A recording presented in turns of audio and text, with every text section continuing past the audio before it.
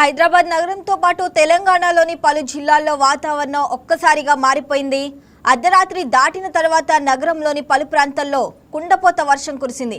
షేరిలింగంపల్లి, గచ్చిబౌలి, మియాపూర్, మాదాపూర్, ఆర్సీపురం, కుకట్పల్లి, మణికొండ, ఖాజాగూడ, శంషాబాద్, రాజేంద్రనగర్లో దాదాపు 2 గంటల సేపు భారీ వర్షం కురిసింది. అయితే ఆయా ప్రాంతాల్లో వర్షం కాస్త తగ్గుముఖం పట్టినప్పటికీ పూర్తిగా ఆగకుండా తెల్లవార్లు కురుస్తూనే ఉంటుందని అధికారులు తెలిపారు.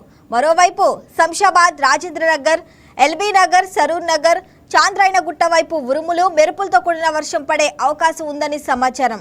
రాత్రి 2 గంటల తర్వాత పెద్ద వర్షం తగ్గి ఉదయం దాకా ఎడతెరిపి లేకుండా చినుకులు పడుతూనే ఉంటాయని వాతావరణ శాఖ పేర్కొంది.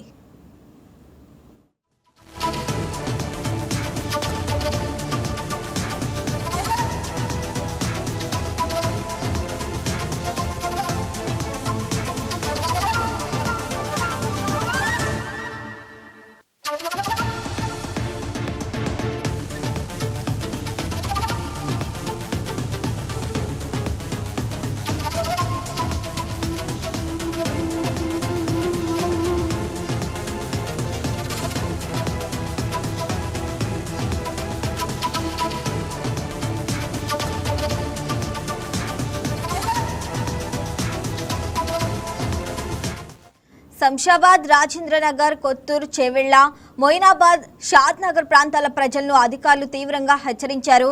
ఈ ప్రాంతాల్లో క్లౌడ్ బరస్ట్ లాంటి భయంకరమైన ఉరుముల తుఫాను విరుచుకుపడుతుందని, లోతట్టు ప్రాంతాల్లోకి హఠాత్తుగా వరదలు వచ్చే ప్రమాదం ఉందని, ఇక ప్రజలంతా ఇళ్లలోనే ఉంటూ జాగ్రత్తగా ఉండాలని సూచించారు.